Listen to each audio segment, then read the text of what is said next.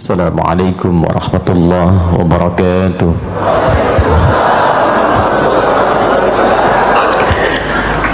Alhamdulillahi rabbil alamin, alladhi jama'al mahabbata fi qulubil mu'minin liyazdadu imanan ma'a imanihim fa asbahna bi ni'matihi ikhwana. Wassalatu wassalamu ala rasulillahil karim sayyidina Muhammadin al-amin الذي باتباع سنته الشريفة أصبحنا للمتقين إماما.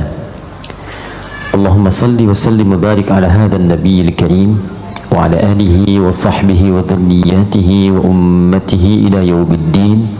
أما بعد، فيا أحباب الله وأحباب رسوله صلى الله عليه وسلم، أوصي نفسي وإياكم بتقوى الله فقد فاز المتقون. فلا تموتن إلا وأنتم مسلمون.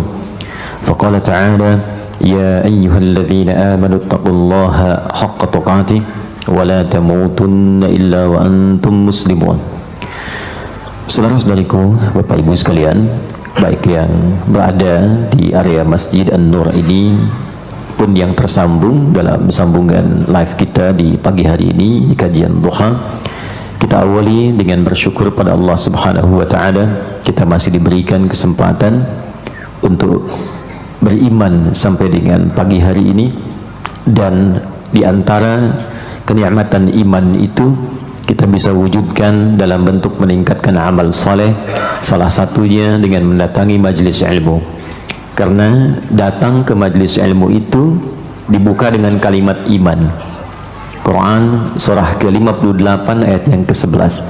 Ya ayyuhalladzina amanu idza qila lakum tafassahu fil majalisi fafsahu yafsahillahu lakum. Jadi yang bisa tergerak untuk datang ke majlis ilmu itu hanyalah orang-orang yang beriman.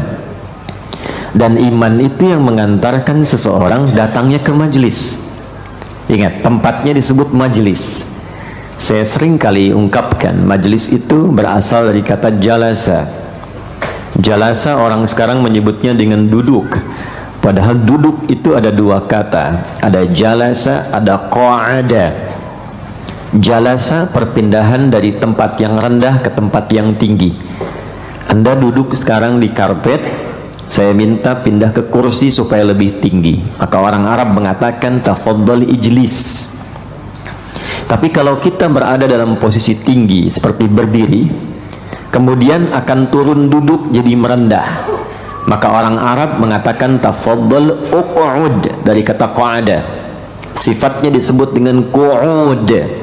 Jalasa sifatnya disebut dengan julus.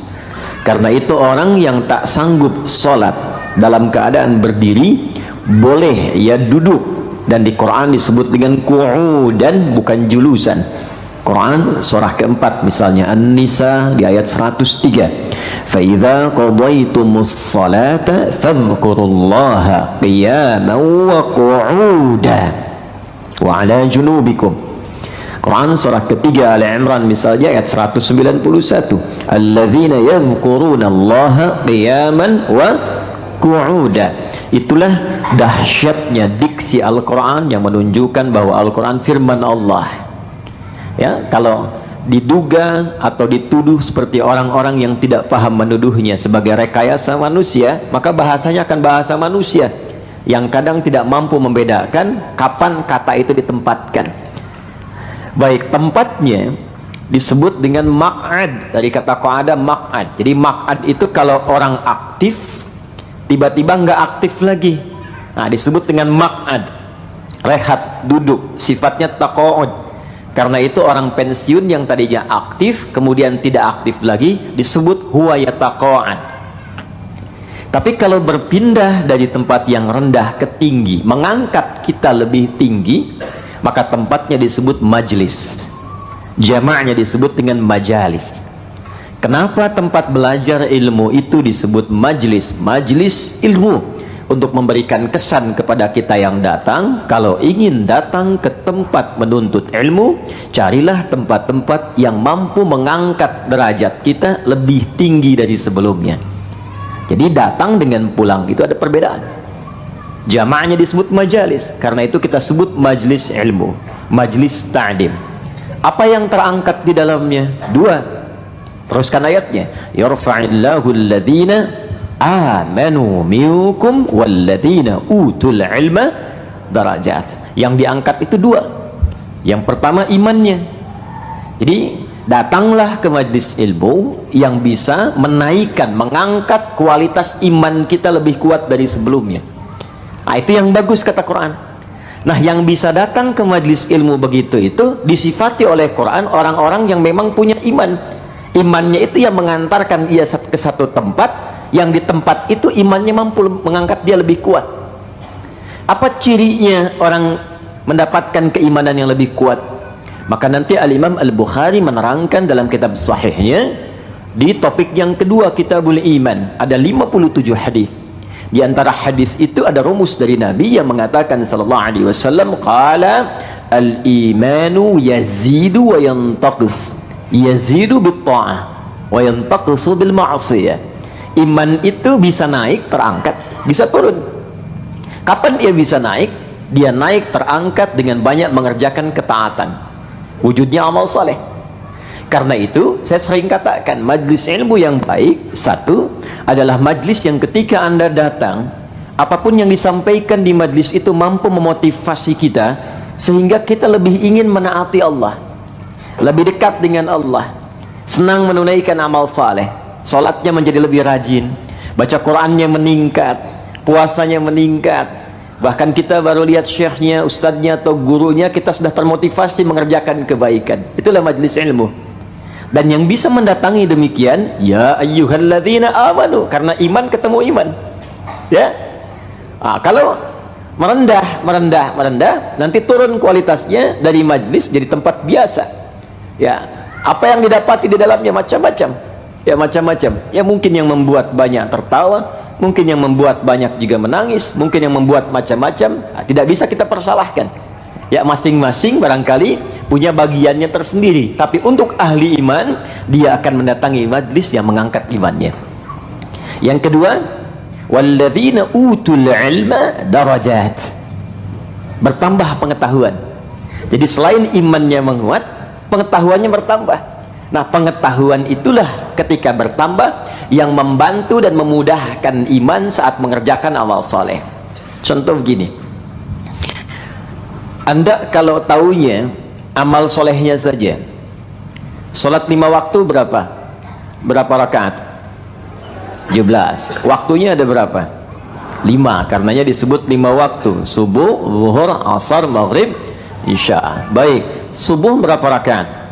2. Zuhur, asar, isya, 4. Maghrib 3, ya. Baik. Jadi 17 semuanya. Kalau ilmu kita hanya di sini, tapi kita taat beriman, maka pengetahuannya hanya cukup sampai di sini. Pokoknya kalau sudah tiba maghrib 3, kalau sudah tiba isya 4, kalau sudah tiba zuhur 4, kalau sudah tiba asar 4, subuh 2. Tiba Anda melakukan perjalanan jauh. Seperti ini ada rombongan dari Sumbar datang. Semoga Allah berikan kemuliaan kebaikan. Dan juga yang lainnya yang mungkin juga lebih jauh lagi, ya. Baik, datang tapi tak tahu ilmunya, misalnya taunya imannya sudah kuat, ingin mengerjakan amal soleh, sholat. Tiba di jalan dari zuhur ke asar, tidak mudah menemukan tempat untuk sholat, atau ada kesulitan-kesulitan yang tidak memungkinkan mengerjakan di kendaraan misalnya. Wudhunya bisa terjaga saat zuhur, belum tahu ilmu tentang jama', belum tahu ilmu tentang qasar. Maka pengetahuan yang terbatas itu, walaupun imannya kuat, pengetahuan terbatas menjadikan ibadah kadang-kadang tidak lebih mudah untuk ditunaikan. Tapi ketika walladzina utul ilma darajat, ilmunya semakin banyak, tahu tentang hukum jama', baru tahu jama' dikerjakannya 4-4, tapi tambah ilmu tentang qasar bisa 2-2, ya. Jadi mengerjakan zuhur bisa 2, jama' dengan asarnya jadi 2, kemudian maghribnya ke isya, maghrib tetap 3, kemudian isya'nya jadi 2, karena pengetahuan. Tapi kalau pengetahuan cukup sampai di situ, belum tahu tentang subuhnya yang nggak bisa dijamak, bisa jadi subuh dijamak ke isya. Ya, tambah lagi pengetahuan. Karena itu subuh tidak bisa dijamak, nggak bisa dikosor.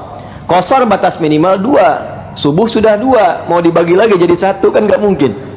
Karena itu subuh letaknya jauh ke zuhur, jauh ke isya, sehingga tidak ada alasan kita untuk menariknya menjadi jamak. Mau jamak ke isya masih jauh kok, ya, mau narik zuhur ke subuh masih jauh juga.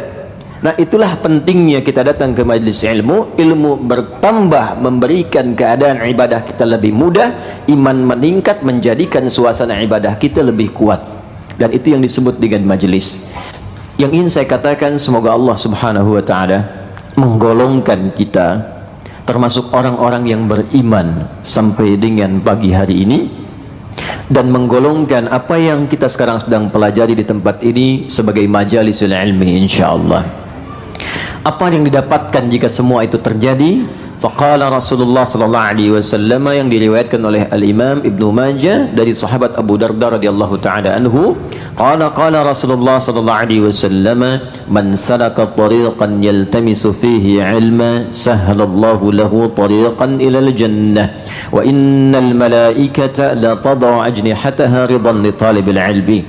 Siapapun yang melangkahkan kakinya ke tempat seperti tadi dengan imannya dan niatnya hanya untuk talabul ilmi, belajar, maka setiap langkah yang ia lakukan hingga tiba dan pulang ke tempatnya akan diperintahkan oleh Allah kepada malaikat, catat itu untuk meringankan langkahnya ke surga. Dan diperintahkan malaikat membentangkan sayapnya, berikan ridha kepada hambaku itu sampai selesai menuntut ilmunya. Faqala Rasulullah sallallahu alaihi wasallam di hadis yang lain, dan diabadikan hadis ini dalam kitab Sahih Al-Bukhari oleh Al-Imam Al-Bukhari di topik ketiga, namanya Kitabul Ilmi, dari sahabat Muawiyah radhiyallahu taala anhu, dari Nabi sallallahu alaihi wasallam bersabda, man yuridillahu bihi khaira yufaqihuhu fid din. Siapapun yang diinginkan oleh Allah berubah menjadi orang baik, perilakunya baik, sifatnya menjadi lebih baik, karakternya baik, maka yang pertama Allah berikan kepada orang itu, diberikan ia arahan dan kemampuan untuk datang belajar tentang tuntunan agamanya.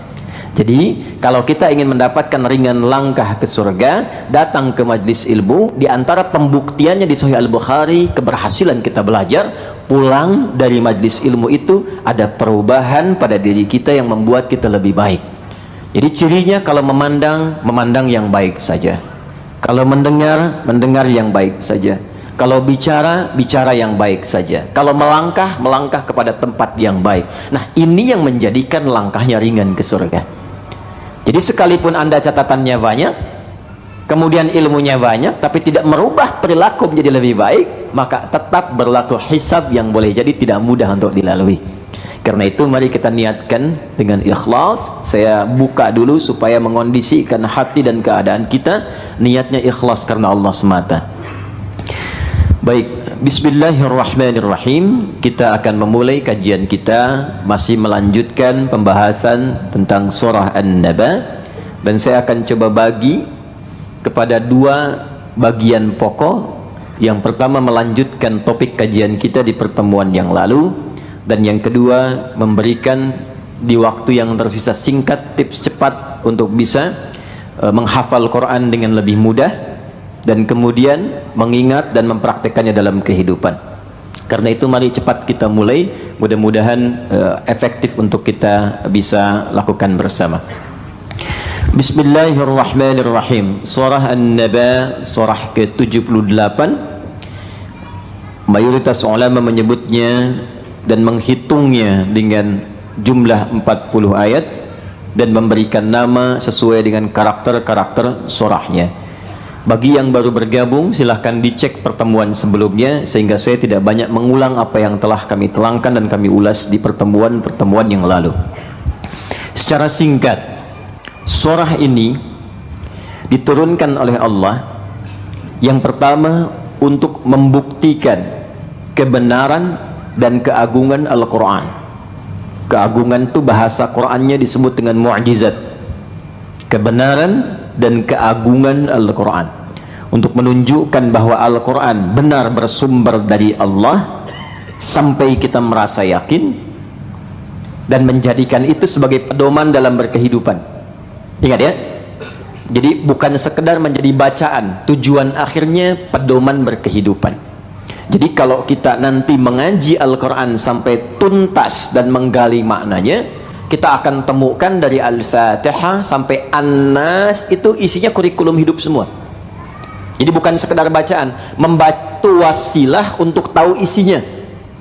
Tapi karena ini adalah mukjizat, ya, firman Allah, maka perlakuannya pun berbeda. Ketika membaca ada pahalanya. Beda, baca Al-Quran tidak ada pahala. Baca Al-Quran setiap hurufnya berpahala. Jadi biasanya saking ada kaidah mengatakan begini, kalau ada sesuatu yang sangat penting, biasanya semua jalurnya jadi penting. Coba lihat, kalau ada kelas VVIP itu tempatnya beda nggak dengan kelas biasa? Beda. Perlakuannya sama tidak? Tidak. Fasilitasnya sama tidak? Tidak. Nah, Al-Quran itu VVIP kelasnya.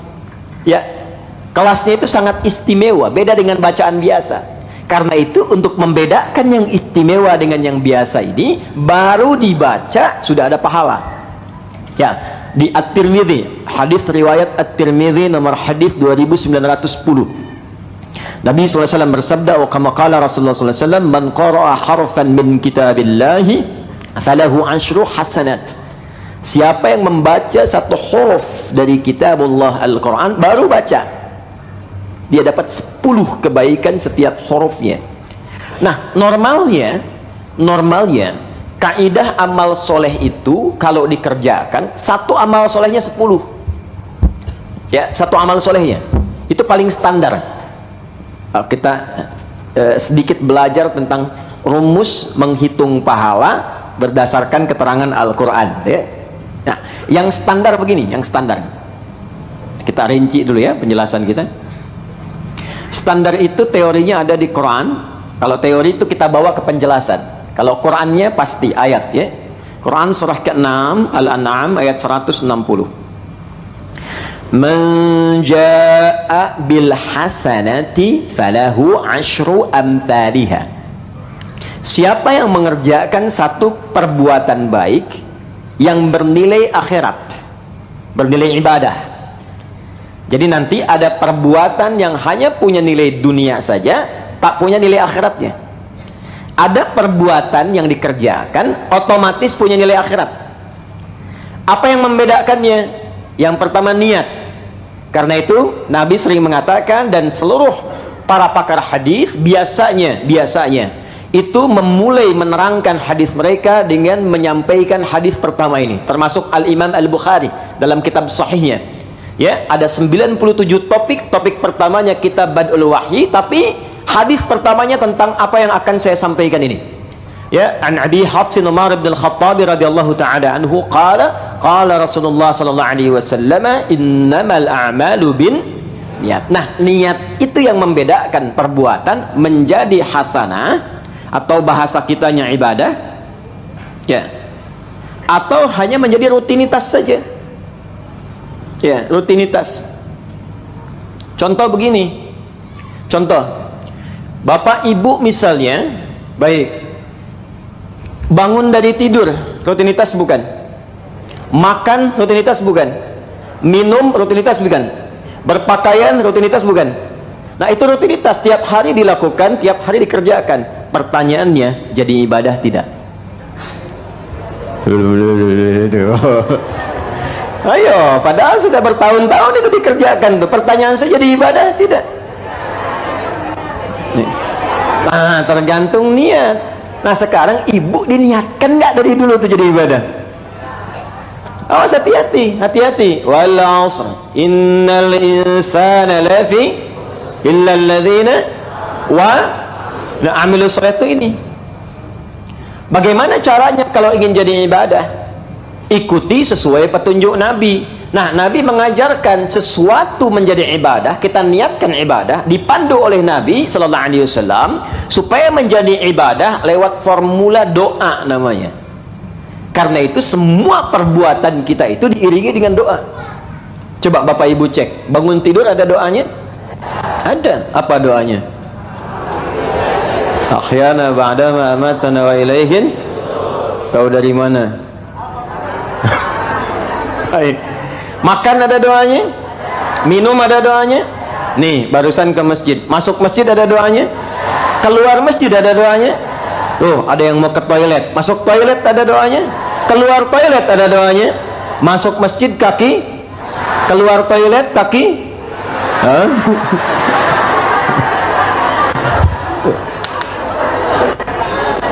Apa fungsi doa itu? Merubah dari sekedar rutinitas menjadi ibadah. Kalau sudah jadi ibadah, jadi hasanah namanya.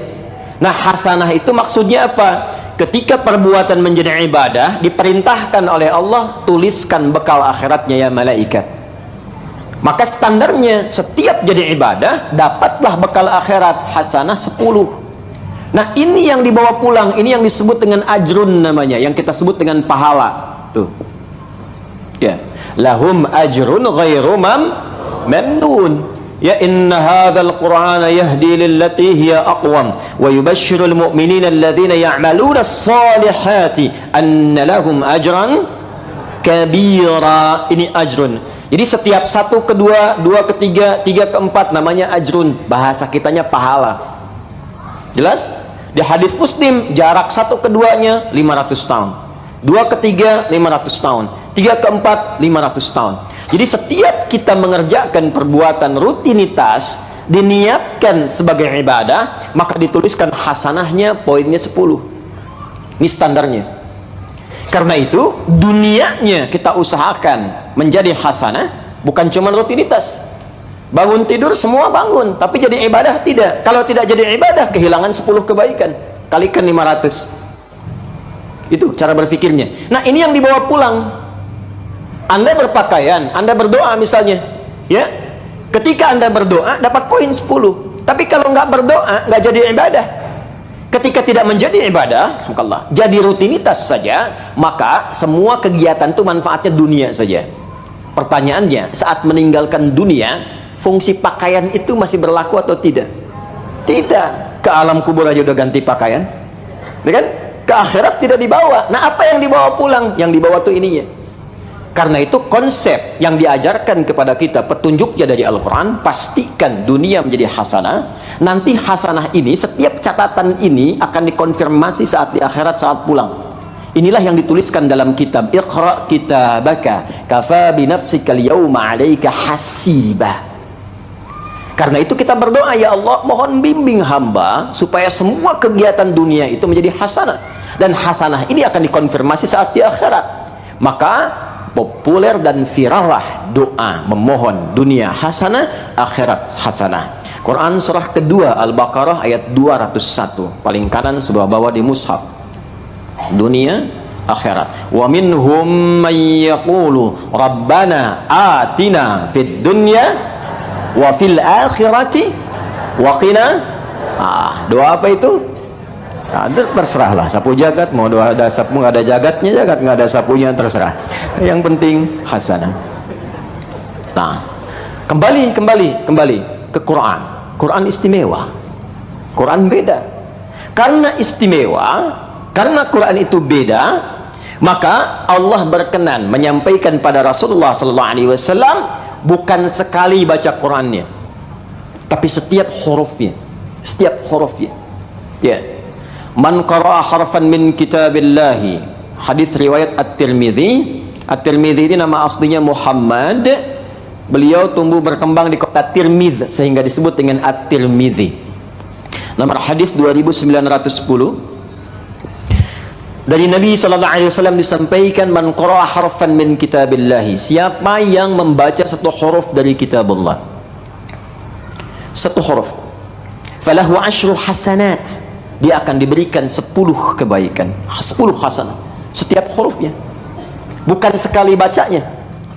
Di kalau misalnya, maaf, Bapak Ibu baca alif lam mim, ya kan? Berapa ayat? 3 ayat. 1 ayat. Sebentar, tarik nafas dulu.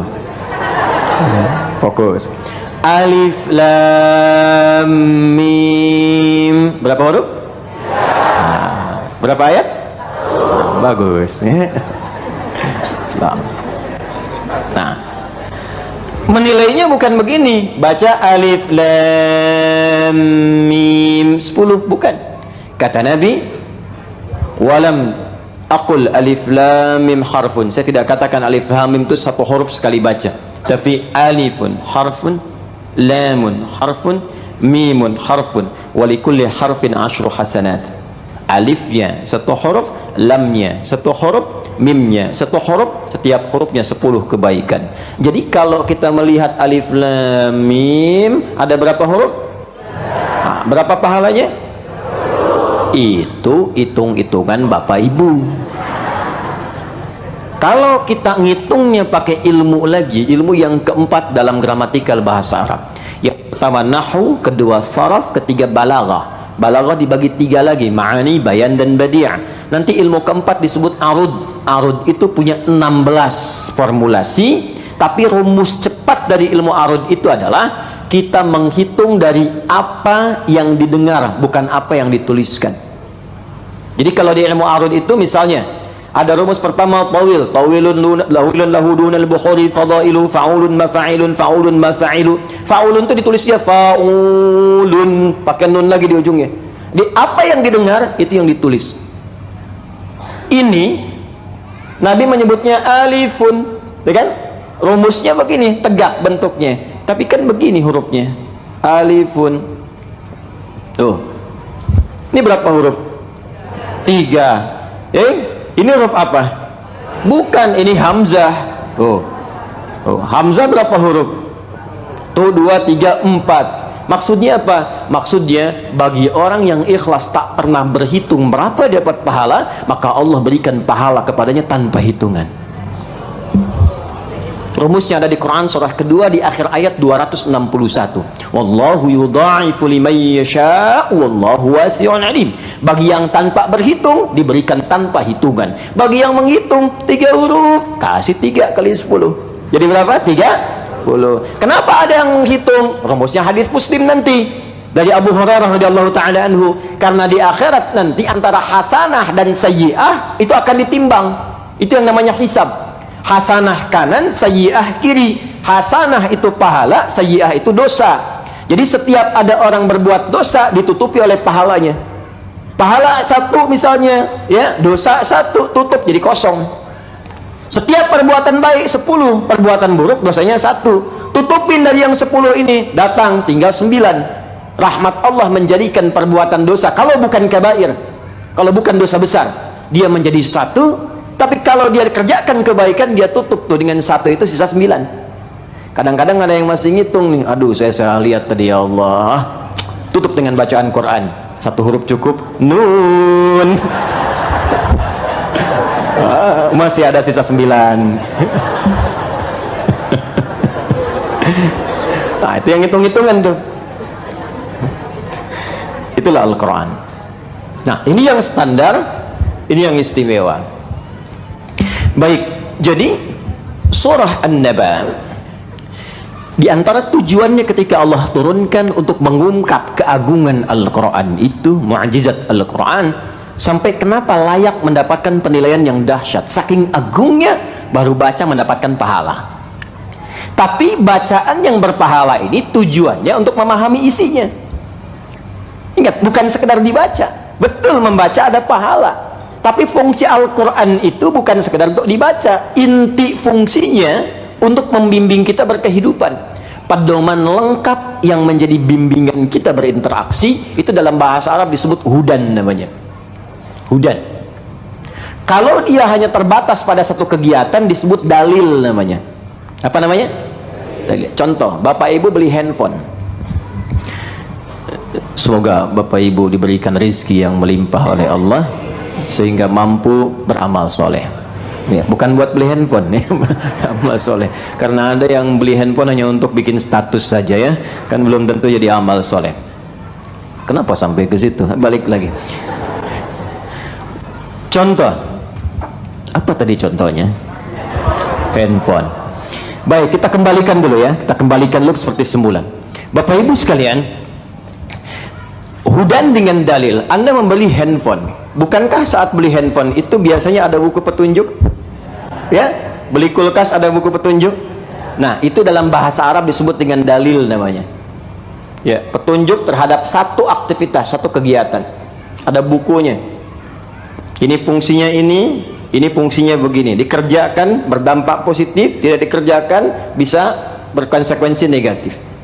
Tapi kalau petunjuk itu mewakili pada semua kegiatan secara komprehensif, menyeluruh semuanya.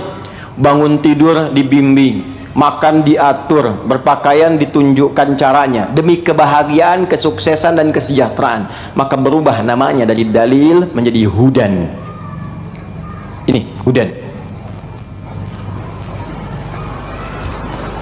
Al-Quran saat diturunkan, Allah dengan saat yang bersamaan memberikan penjelasan kepada kita melalui Rasulullah SAW bahwa fungsi Al-Quran, tujuannya diturunkan itu adalah sebagai hudan. Di dalamnya ada pedoman yang sangat lengkap bagi semua manusia untuk berkehidupan, dari mulai bangun tidur sampai dengan tidur kembali, dan apapun pekerjaan yang kita lakukan, di sini ada pedomannya. Quran surah kedua ayat 185. Karena Qurannya istimewa, Allah turunkan di bulan yang istimewa, Ramadan. Malamnya jadi istimewa, Lailatul Qadar. Harinya istimewa, Jumat. Malaikatnya naik status jadi Sayyidul Malaikat Ruhul Amin, Jibril. Nabinya naik status jadi Sayyidul Anbiya'i wal Mursalin, Muhammad sallallahu alaihi wasallam. Maka Allah firmankan, syahrul Ramadan alladzi unzila fihil Qur'anu hudal linnas. Ini. Nah, yang harus kita pahami dari kata hudan ini hal yang ingin saya highlight. Jadi isi Quran itu semuanya di dalamnya itu pedoman hidup kita ada di situ semua. Dan bukan pedoman berkehidupan saja. Kalau bisa kita ikuti semua itu, maka pertama akan merubah diri kita menjadi pribadi yang baik sempurna. Ingat ya, berubah karakter kita menjadi pribadi yang baik. Apapun itu, dari ujung kepala sampai ujung kaki. Kedua, akan mengantarkan semua aktivitas yang kita kerjakan pada kesuksesan dan kebahagiaan sesuai dengan standar yang ingin diraih. Jadi ada sukses saja belum tentu bahagia, itu disebut dengan farah, sifatnya farhan. Bahagia saja belum tentu sukses.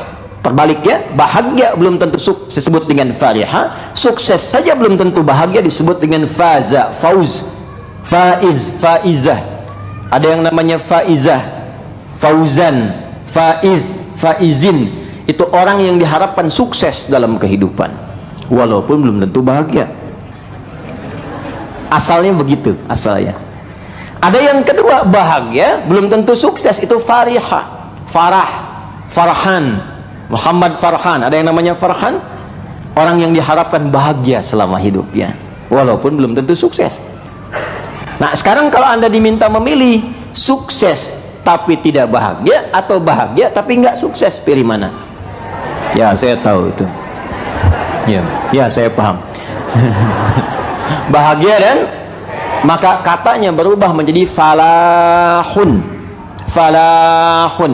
Orang yang mendapatkan falah disebut muflih, jamaknya disebut muflihun.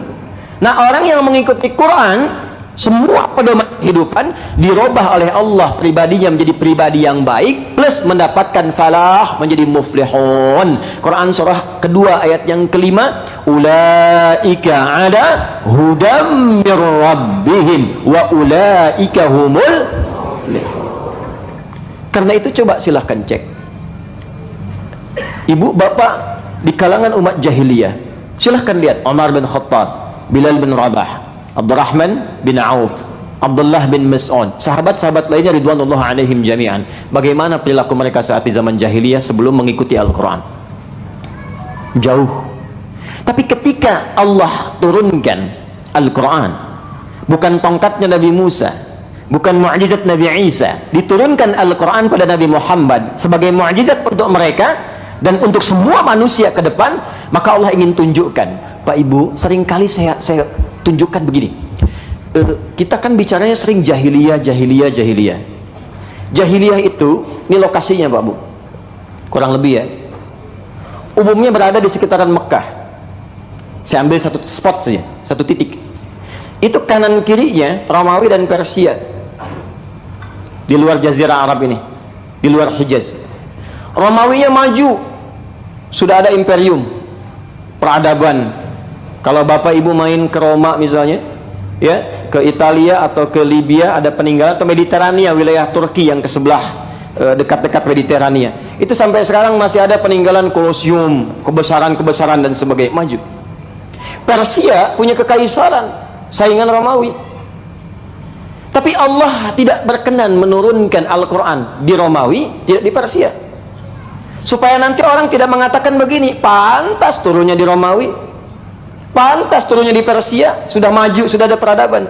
Tapi diturunkan di tempat paling rendah, yang tidak ada peradaban, yang kriminalnya paling lengkap. Jadi tempat ini tuh khatam maksiat. Nih. Semua jenis maksiat ada di sini. Dan nggak punya peradaban, jauh. Diturunkan di sini.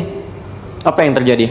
Merubah ini semua. Kalangan masyarakat yang disebut jahiliyah berubah menjadi khairu ummah, manusia terbaik, umat terbaik yang pernah lahir dan beraktivitas di bumi.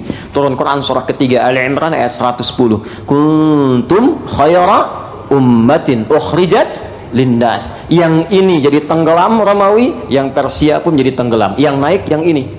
Apa yang menjadikan mereka naik ke permukaan sampai jadi orang hebat? Ternyata bukan karena kemampuan kehebatan mereka, tapi karena Al-Quran. Ini diikuti betul. Jadi mereka itu kalau sudah turun ayat sami'na wa ata'na aja. Turun ayat misalnya mengatur tentang perdagangan, diatur dagangnya harus begini, sami'na wa ata'na, ikuti. Sehingga akhirnya apa? Muncul Utsman, muncul Abdurrahman bin Auf. Itu Bapak Ibu sekalian, dari orang yang fakir, yang hilang harta seperti Abdurrahman bin Auf, pernah kaya jadi fakir, hilang harta, naik status melebihi kekayaan sebelumnya.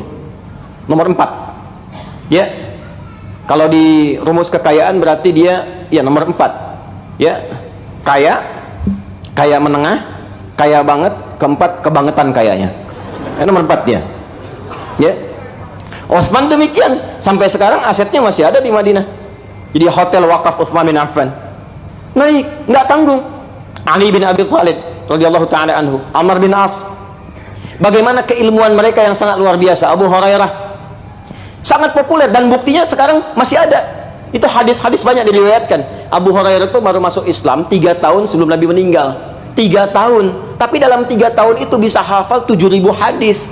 Dari mana barokahnya? Nih, ikutin.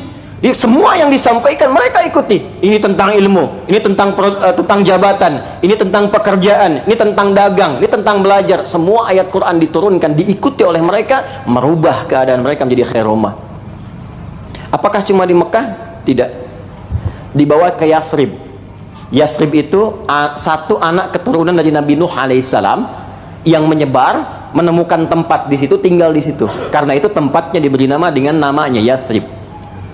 Saat Nabi pindah ke situ, hijrah dari Mekah ke Yathrib, itu suasananya kotor, pasarnya tertinggal, banyak ribanya, dimonopoli Yahudi, konfliknya banyak. Aus dan Khazraj 600 tahun nggak selesai.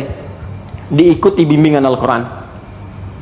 Cuma 2 tahun merubah kondisi Yathrib yang tadinya tertinggal menjadi suasana kota. Pasarnya ditata, dagangnya menjadi sukses, orangnya jujur-jujur, jadi lebih baik, dan memberikan cahaya pada orang sekitarnya, sehingga orang viral mengatakan, kalau Anda mau cari pasar yang jujur mana? Yathrib. Kalau Anda pengen suasana kota di mana? Yathrib. Kalau orang dermawan ada di mana? Yathrib. Maka sepakat semua berkata, rubah nama itu menjadi suasana kota yang menginspirasi, melahirkan cahaya. Maka berubah namanya menjadi Al-Madinah Al-Munawwarah. Quran turun di situ, merubah tempatnya Al-Madinah Al-Munawwarah. Bawa ke Afrika Utara, sampai ke Andalusia, semangat Qurannya dibawa, maka berubah menjadi suasana kota yang berperadaban. Muncul peradaban Islam di Spanyol 700 tahun. Bukan peradaban Arab. Silahkan cek, semuanya peradaban Islam, peradaban Islam, peradaban Islam. Sumbernya di mana? Quran. Nah, ternyata ketika kita meriset Al-Quran, membaca dari Al-Fatihah sampai An-Nas, kita temukan Allahu Akbar, semua isi Quran membimbing kita di semua tempat kehidupan kita di 3 alam, bukan hanya di dunia. Sekarang kita ada di mana? Kan kita di Masjid An-Nur di Tanah Kusir, dan dia bagian dari dunia. Setelah meninggal dunia kemana? Oh, ke kubur. Jangan ke akhirat dulu Bu ya, sabar. Ada waiting room di sini, ada kuburan. Nah, baru setelah itu kemana? Ke akhirat ya, akhirat. Ini alam terakhir, karena itu ada taknya. Akhirat di ujung sesuatu yang nggak ada mulanya lagi, ujung pas. Nah, jadi kalau di sini tuh penentuannya jadi nggak bisa merubah lagi. Kalau sudah bahagia selamanya di surga, kalau nastapa ya nastapa di neraka, kecuali atas kehendak Allah Subhanahu wa taala. Ya, dan khususnya nanti pada orang yang beriman tapi sedikit bekalnya, nanti ada kebijakan-kebijakan tertentu di dalamnya. Dunia, kubur, akhirat. Coba saya tanya Bapak Ibu, kalau kita baca Quran, ada ayat tentang perdagangan? Ada. Ya, gampangnya bilang ada aja ya. Ada ayat tentang berbakti pada orang tua? Ada ayat tentang bagaimana bertetangga yang baik? Ada ayat tentang bagaimana bergaul yang benar? Coba bacakan ayatnya satu aja. Ada ayat tentang cara belajar? Ada ayat tentang bagaimana mendidik anak dalam kandungan? Ada ayat tentang memberikan ASI? Mana ayatnya? Ada semua. Ada. Ya, Al-Baqarah 233 itu untuk ASI, itu kan? Cara mendidik anak dalam kandungan sejak didoakan, Quran surah ke-7 ayat 189. Ya, cari dari 2 tahun sampai ke masa balik, Quran surah 31 ayat ke-13 sampai dengan ayat ke-19 misalnya, sampai dengan ujungnya. Yang ingin saya katakan semua ada di sini. Dunia. Tunjukkan pada saya di kitab mana atau di buku bacaan mana ada informasi tentang alam kubur. Cuma di Quran. Afala ya'lamu idza bu'thira ma fil kubur. Disebutkan kuburnya. Bagaimana suasana kuburnya? Dari yang menyenangkan sampai yang paling mendebarkan ada. Yang menyenangkan misal Quran surah Ali Imran surah ketiga ayat 169 sampai 171. Wala tahsabanna alladhina qutilu fi sabilillahi amwata bal ahya'un 'inda rabbihim yurzaqun farihina bima atahumullahu min fadli wa yastabshiruna billadhina lam yalhaqu bihim ya min khalfihim alla khaufun 'alaihim wa lahum yahzanun. Jangan dikira orang yang mendedikasikan hidupnya di dunia untuk beramal soleh karena Allah itu wafat begitu saja, tapi di alam kuburnya akan dilimpahkan nikmat yang begitu luar biasa. Sampai saking merasa nikmatnya, dia ingin sekali mengabari walau tak mampu kepada keluarga yang ditinggalkan. Ada yang nangis, ada yang bersedih. Dia ingin mengatakan, jangan nangis, jangan sedih, apalagi meratapi, jangan. Kalau bisa cepat nyusul ke sini, cepat nyusul. Di sini lebih enak.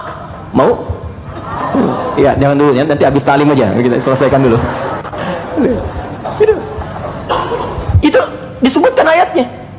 Ada yang mimpinya neraka aja dari pagi sampai petang, Firaun. Dan celakanya nggak bisa bangun. Ya kan, mimpi nggak enak itu kan pengen cepat bangun kan? Ya coba ibu mimpi ketemu kuntilanak botak wajahnya jelek, ya pengen cepat bangun kan? Pengen cepat bangun. Ini alam kubur. Kan ada orang ateis atau orang-orang sebagian yang tidak mengerti agama mengatakan nggak ada siksa kubur, yang ada cuman tidur. Ya silahkan aja anda tidur, mimpinya ketemu neraka pagi dan petang. Bukan tersiksa keadaannya. Itu baru satu contoh. Itu alam kubur. Belum setelah itu, jangankan ke alam kuburnya, mau meninggalnya pun diterangkan supaya kita siap-siap. Di buku mana, di kitab mana diberikan bimbingan tentang cara menghadapi maut.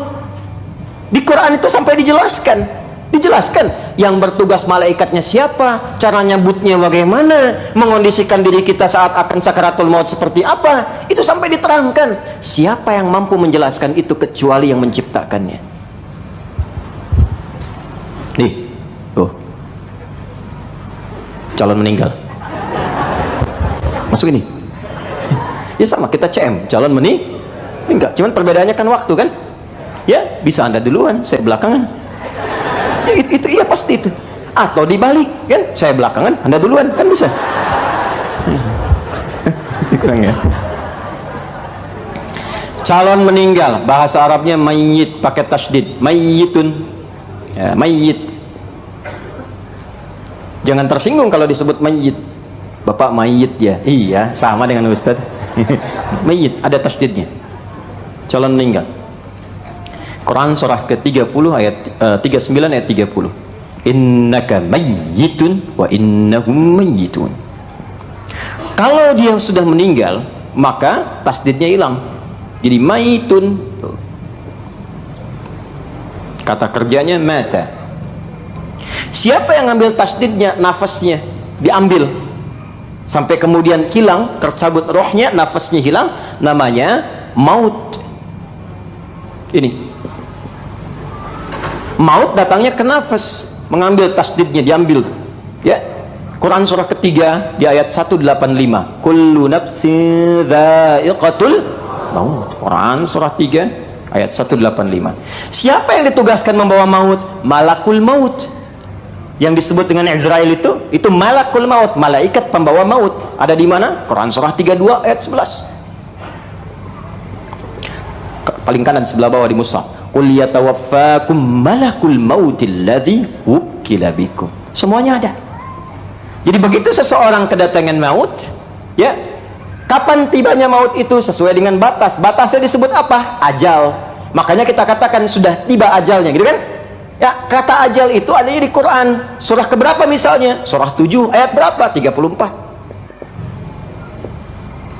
Walikulli ummatin ajal. Fa idza jaa ajaluhum la yastakhiruna sa'atan wa la yastaqdimun. Anda bayangkan, urusan mau meninggal pun itu diatur.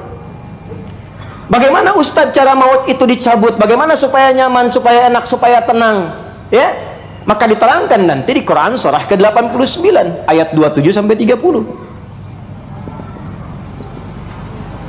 Yang dicabutkan nafasnya kan? Kullu nafsin dha'iqatul maut. Gimana caranya supaya nafas dicabut dengan tenang, nyaman, enak? Disebutkan sifatnya di Al-Quran. Ketenangan itu disebut dengan mutmainnah namanya. Sifatnya disebut dengan tuma'ninah.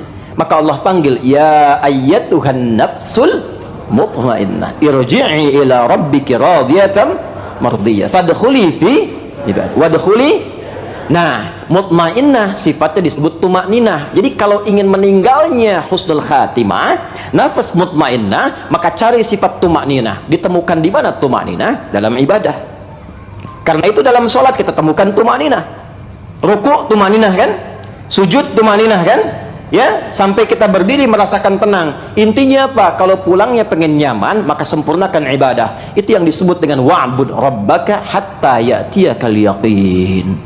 Di Quran ada semua. Baru masuk ke kubur. Bangkit dari kubur pun ada lagi ayatnya. Sampai ada surahnya, surah Al-Qiyamah, satu surah sekalian, surah ke-75. Sampai hisab ada ayatnya. Kemana akhir hisabnya? Diberikan keterangannya. Kalau pengen ke surga begini, kalau pengen ke neraka jangan. Ya, karena dahsyatnya seperti ini. Di mana ada buku, di mana ada kitab atau bahkan kitab yang disucikan menerangkan semua jalur kehidupan manusia secara menyeluruh dan lengkap, dunia sampai akhirat. Cuma di Quran.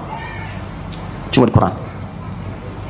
Ketika seseorang hanya tahu dunia saja dan tidak punya persiapan untuk ke alam kubur bahkan ke akhirat karena kekurangan dan keterbatasan pengetahuan, maka diturunkanlah oleh Allah informasi yang menerangkan seputar kehidupan pasca meninggal di dunia supaya ia punya persiapan sebelum pulang. Di antaranya turunlah surah An-Naba itu. Jadi saya tuh nerangkan sampai 1 jam, intinya itu. Jadi kalau kita sudah khatam surah An-Naba, maka apa yang didapatkan oleh kita? Bekal pengetahuan untuk berpulang. Jadi kalau sudah khatam surat ini, kita semakin meningkat ibadahnya, semakin siap-siap untuk persiapan pulang, semakin punya bekal yang baik, semakin merubah diri kita lebih dekat dengan Allah Subhanahu wa Ta'ala. Ya, tidak cukup dengan amin, kita pelajari dulu ya. Nah, di pertemuan yang lalu kita sudah bahas ayat 1 sampai dengan 8. Saya tidak akan ulang karena ada di pertemuan yang lalu ya. Kita bacakan sama-sama saja dari ta'awudz supaya ingin mendapatkan keberkahan Qur'annya. A'udzu billahi minasy syaithanir rajim. Bismillahirrahmanirrahim. Amma yatasaalun 'anil naba'il 'azim alladzi hum fihi mukhtalifun. Kalla saya'lamun thumma kalla saya'lamun alam naj'alil arda mihada wal jibala autada wa khalaqnakum azwaja. Sampai 8 ayat di pertemuan yang lalu. Jelas? Baik. Secara singkat, saat ayat ini turun, surah An-Naba ini diturunkan, mulai terjadi banyak diskusi. Benarkah informasi ini? Karena tidak banyak pengetahuan tentang akhirat, tentang alam kubur, tentang dunia. Taunya tentang akhirat, tentang surga, tentang neraka. Taunya pokoknya hidup dunia selesai. Maka Allah ingin berikan pesan, insan beriman. Maaf, kita beriman tidak? Beriman tidak? Ciri orang beriman itu pikirannya panjang. Ya, baik itu saat hidup di dunia pun demikian, apalagi sampai ke akhirat pikirannya.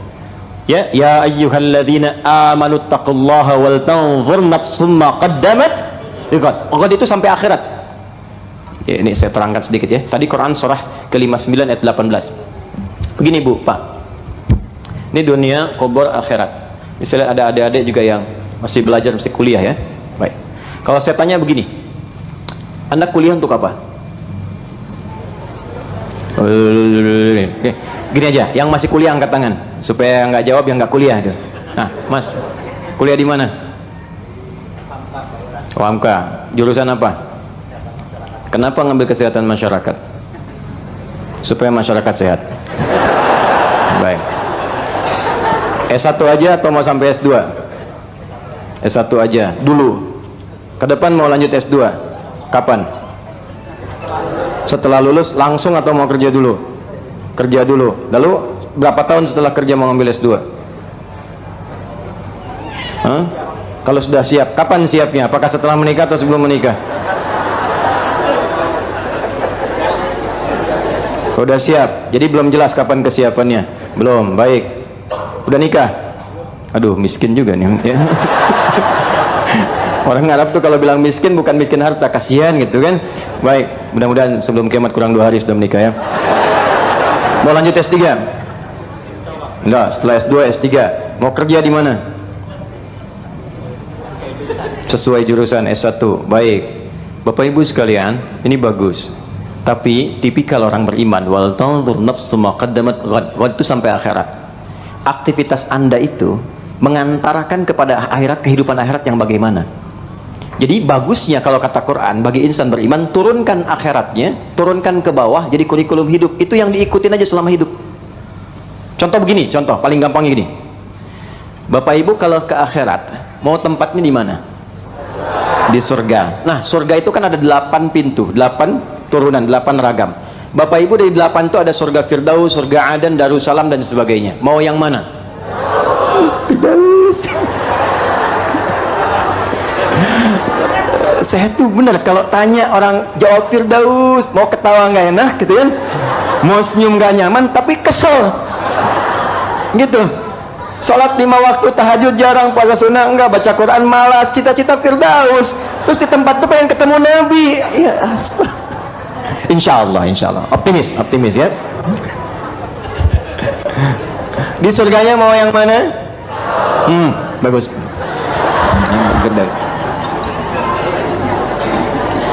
Pertanyaannya, apa amalan yang mengantarkan Anda layak sebagai penghuni surga Firdaus? Nggak cukup dengan amin, nggak bisa, ada amalannya. Maka yang ingin saya terangkan gini, kurikulumnya turunkan ke bumi. Siapa para penghuni surga Firdaus itu? Maka ya tunggu sebentar ya Bu ya. Maka oleh Quran diterangkan runtutan ayat dan amalannya. Turunlah Quran surah ke-23 Al-Mu'minun misalnya, yang ayat 1 sampai dengan ayat 9, boleh sampai ayat 11 juga, kita batasi sampai 9 dulu. Ke ujung ayatnya, ulaika humul warithun alladzina yarithunal firdausa hum fiha khalidun. Kata Allah, ada calon penghuni surga Firdaus yang sedang berpetualang di bumi. Jadi hamba Allah ini sedang berkegiatan di bumi, di dunia. Tapi kata Allah, ini calon pewaris surga Firdaus. Apa amalannya? Yuk dari ayat satunya. Beruntung nggak kalau masuk surga Firdaus? Bahagia nggak? Sukses nggak? Masih ingat gabungan sukses dan bahagia disebut apa? Falah. Orangnya apa? Muflih, kan? Jamaknya muflihun. Baik, perhatikan ayatnya. Qad aflahal mu'minun. Aflah itu kata kerja dari kata muflih. Muflihun itu kata kerjanya aflah. Artinya kalau ingin jadi muflihun harus banyak bekerja, berusaha, maksimalkan. Saya jamin, kata Allah, orang beriman itu kalau benar imannya dan mengerjakan amalan berikut ini, dia akan sukses, bahagia, ditempatkan di surga Firdaus sebagai pewaris surga Firdaus yang sedang berpetualang di bumi. Apa saja amalannya? Alladzina hum fi salatihim khashi'un. Bukan sekedar salat, dia berusaha selama hidup untuk khusyuk salatnya. Kalau mau surga yang standar, sholat. Tapi kalau ingin surga yang istimewa, VVIP, khusyuk sholat. Jadi orang ini selalu berusaha untuk bisa khusyuk dalam sholat. Dia belajar, dia konsultasi, dia bertanya, dia berikhtiar, dia berusaha supaya khusyuk sholatnya. Apapun pekerjaan dia. Lalu diturunkan ini ke muka bumi. Turunkan. Jadi kurikulum. Apapun pekerjaannya, apapun pelajarannya. Anda misalnya pengen masuk surga Firdaus, Anda mahasiswa, boleh, silahkan di ilmu kesehatan, tapi jangan sampai tinggalkan sholat. Kalau benar-benar pengen serius, tempatkan di kampus, di sekolah, yang di situ ada pelajaran bahkan tentang sholat. Ya, teruskan. Qad aflahal mu'minun alladzina hum fi salatihim khashi'un walladzina hum 'anil lagwi mu'ridun. Calon penghuni surga Firdaus meninggalkan lagha. Lagha itu semua yang enggak bermanfaat. Sehingga penghuni surga Firdaus itu kalau bicara, semua punya nilai dari pembicaraannya. Ya. Nggak ingin tergerak menyampaikan sesuatu yang sia-sia, yang nggak ada maknanya. Ya. Di semuanya, bahkan candanya pun masih ada manfaatnya. Nabi itu bercanda, Pak. Nabi itu kadang sifatnya humoris. Beliau tertawa bersama orang yang senang. Ya, berduka bersama orang yang setengah mengalami musibah. Ada 150 hadis kurang lebih tentang canda Nabi SAW. 150 hadis. Sampai yang gerahamnya terlihat, sampai yang kelihatan bagaimana bersih keadaan beliau. Ada tawanya, ada candanya. Canda di rumah tangga dengan istrinya. Ya, walaupun istrinya sudah sepuh, misalnya seperti Sayyidah Saudah binti Zam'ah, itu masih bisa bercanda, Bu. Ya, Sayyidah Saudah itu sudah sepuh, menikah dengan Rasulullah, senang bikin kue lewat adonan. Itu kalau sedang bikin adonan, Nabi datang, adonannya masih diberikan di keningnya seperti ini, bermain begini. Tuh. Coba bapak, kakek, dan nenek masih bercanda nggak tuh? Kan masih manggil sayang. Masih manggil apa? Sayang. Kapan terakhir manggil sayang sama pasangan? Semoga nanti Anda cepat nikah ya. Nah ini keluarkan semuanya. Walladzina hum lizzakati fa'ilun. Zakat. Berarti kalau pengen ke surga Firdaus harus punya cita-cita bisa zakat. Bagaimana bisa zakat? Ikhtiar.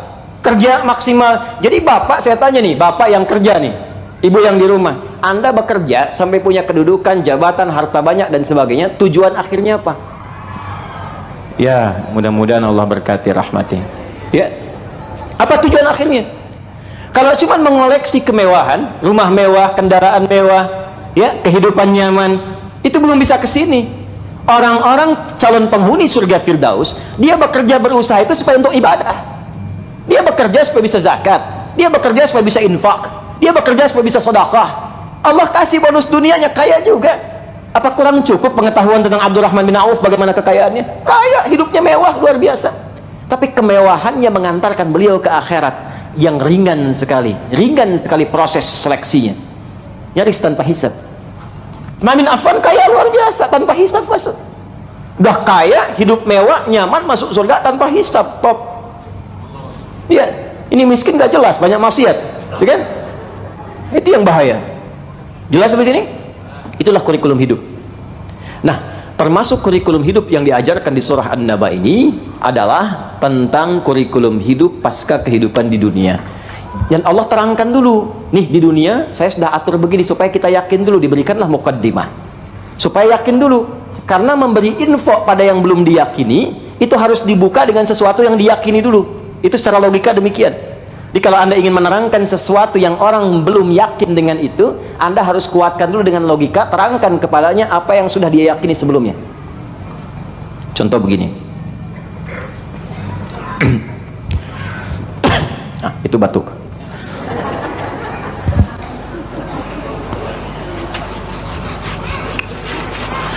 Bapak Ibu tahu tentara? Halo? Tahu tentara? Nah, gambarkan ada seorang tentara penembak jitu misalnya. Luar biasa. Track recordnya sudah bagus. 500 meter tembus pas sasaran. 1 kilo tembus pas sasaran. Sudah tahu kita semua dengan track recordnya. Tiba-tiba dia mengatakan begini, misal, saya bisa tembak itu tepat sasaran dengan jarak 5 kilo. Yakin gak?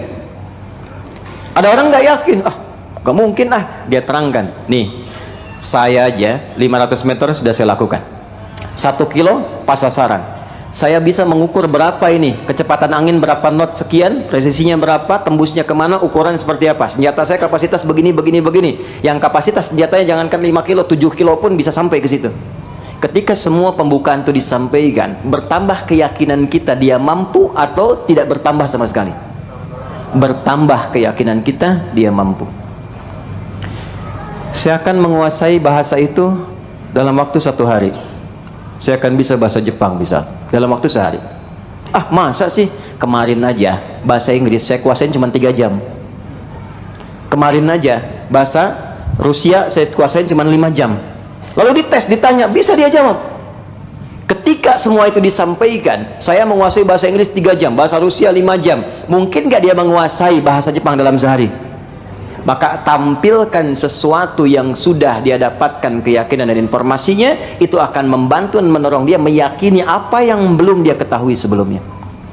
Maka ketika orang-orang belum memahami dan menyadari kehidupan pasca dunia, ada alam di kubur, ada alam di akhirat, ada kehidupan seperti ini, maka diterangkanlah oleh Allah tentang kuasa Allah membentuk semua kehidupan di dunia. Maka ini yang kemudian kita teruskan, kalla saya'lamun thumma kalla saya'lamun. Apa kuasa Allah di dunia? Alam naj'alil arda ada. Bukankah tempat yang kamu huni sekarang saja aku yang ciptakan, kata Allah. Lalu disebutkan kalimat mihad seperti yang pernah saya bahas sebelumnya, yang menyinggung tentang apakah bentuknya bulat, apakah fungsinya datar dan sebagainya, sudah saya terangkan. Wal jibala autada, dan aku jadikan supaya kuat walaupun bumi berputar, tapi engkau merasakan seperti tidak merasakan putarannya, nyaman beraktivitas. Aku pasak dia dengan gunung-gunung. Sekarang di berbagai ilmu diterangkan, geologi diterangkan, geografi diterangkan, bagaimana fungsi gunung ya untuk menopang dan menjadi kokoh pasak bagi bumi itu. Terbukti secara ilmiah. Jadi orang dulu menerima kalimatnya cuma lihat gunungnya, orang sekarang sampai ke sainsnya, sampai ke ilmunya. Kurang yakin apa lagi? Teruskan. Alam naj'alil arda bihada wal jibala, kemudian wa khalaqnakum. Bukankah kalian sekarang pun hidup berpasangan? Siapa yang mampu menciptakan seseorang, ada laki-laki ada perempuan? Dan bukan cuma diciptakan, diberikan petunjuknya bagaimana cara berpasangannya. Dari ta'arufnya, Quran surah ke-49 ayat 13, dari memberikan lamaran ya, dari melamarnya sampai memberikan maharnya, Quran surah ke-4 ayat ke-4, dari proses pernikahannya, Quran surah 30 di ayat ke-21, dari tanggung jawabnya, kewajiban dan haknya, apa yang melekat pada laki-laki suami, apa yang melekat pada perempuan istri, Quran surah ke-4 ayat 34, sampai semua terkait dengannya. Diberikan keyakinan dulu apa yang telah kita alami sebelumnya. Kemudian setelah itu, waja'alna naumakum subata waja'alna al-laila libasa waja'alna an-nahara ma'asha wa banayna fawqakum sab'an shidada waja'alna wahaja wa anzalna minal mu'asirati ma'an fajjaja linukhrija bihi wa jannatin. Selesai. Itu tentang segala yang terjadi di dunia yang telah Allah ciptakan, yang kita alami setiap waktu. Jadi seakan ingin mengatakan begini, Aku yang menciptakan segala yang kau alami di dunia ini. Setiap saat engkau lihat, engkau riset, kau pelajari di kampus-kampus, engkau dapatkan dalam kehidupan, maka aku pula yang telah menyiapkan kehidupan akhirat seperti yang engkau rasakan saat di dunia ini. Aku yang buat, maka akhirat pun aku yang telah ciptakan. Maka kalau sekarang engkau alami, engkau yakin, kenapa engkau tidak meyakini apa yang sama yang telah aku buat untuk akhirat? Itu maksudnya.